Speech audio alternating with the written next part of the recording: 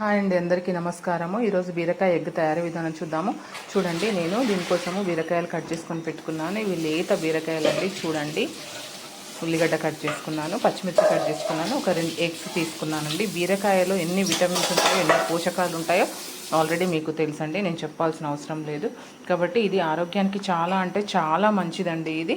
కాబట్టి ఈ బీరకాయ కర్రీని నార్మల్గా మనకు తినాలనిపించకపోతే మనము బీరకాయ ఎగ్గు చేసుకున్న తినాలనిపిస్తుంది. కాబట్టి చాలా బాగుంటుందండి. ఒకసారి చూడండి, తయారీ విధానం చూద్దాం. చూడండి, నేను మూకుడు పెట్టుకొని ఇందులో ఆయిల్ వేసుకున్నానండి. ఇందులో నేను ఆవాలు వేసుకుంటున్నాను, జీలకర్ర వేసుకుంటున్నాను.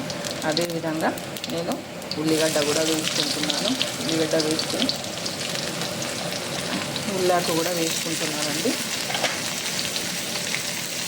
ఇప్పుడు వీటిని కొంచెం ఫ్రై అవ్వనిద్దాం. ఈ ఫ్రై అయ్యేటప్పుడు మనము కొంచెము అల్లం కూడా వేసుకుందాము. అల్లాన్ని కూడా మంచిగా ఫ్రై అవ్వనిద్దాము.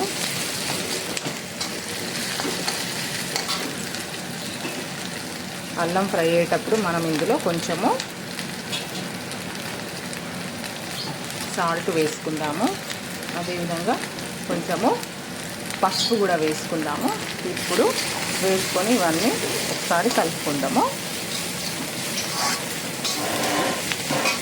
కలుపుకున్న తర్వాత ఇప్పుడు మనము కట్ చేసి పెట్టుకున్నటువంటి బీరకాయలను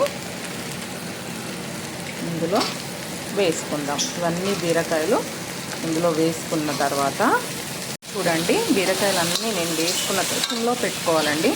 హైలో పెట్టద్దు, మాడిపోతుంది. ఎందుకంటే మనము ఇందులో ఎలాంటి వాటర్ కూడా పోయడం, నీళ్ళు పోస్తలేం కాబట్టి ఈ బీరకాయలోనే మనకు వాటర్ ఉంటాయి. మనము ఇలా కలుపుకున్న తర్వాత దీనిపైన ఒక మూత పెట్టేసుకోవాలి. ఒక 5 నిమిషాలు దీన్ని ఉడకనిద్దాం. చూడండి, ఒకసారి చూద్దాం. చూడండి, బీరకాయలు మనం ఎన్ని కట్ చేసుకుంటే ఎంత అయింది.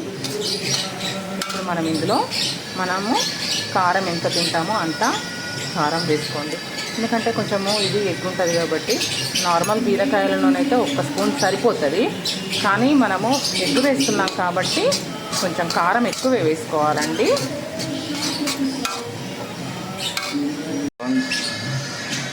చూడండి, ఇప్పుడు మనము ఇందులో ఎగ్స్ కొట్టుకుంటున్నాము. ఒక 2 ఎగ్స్ తీసుకున్నానండి. నేను 2 ఎగ్స్ ఇందులో కొట్టుకుంటున్నాను.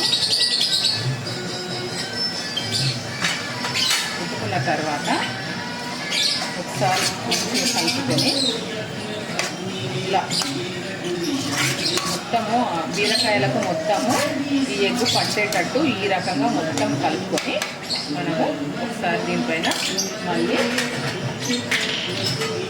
మూత పెట్టుకుందామండి. చూడండి, ఒకసారి మనము దీన్ని చూసుకుందాం. కలుపుకోవాలి. ఒక 2-3 మినిట్స్ తర్వాత దీన్ని మనము కలుపుకోవాలి. చూడండి, తొందరగా ఉడుకుతుంది. ఇది ఎక్కువ అవసరం లేదు, ఎందుకంటే లేత బీరకాయలు తీసుకున్నాను నేను.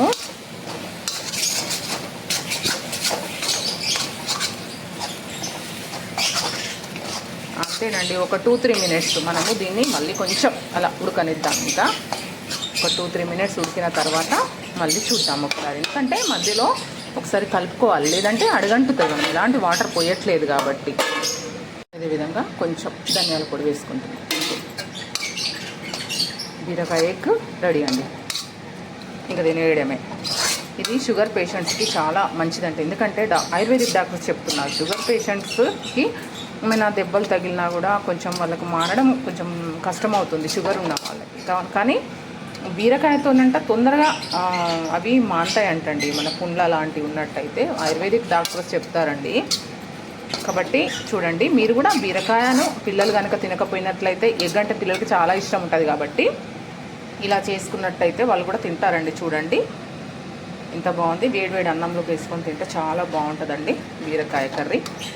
థ్యాంక్ యూ అండి. Thank you for watching. Please అండి, please subscribe my channel. Thank you very much.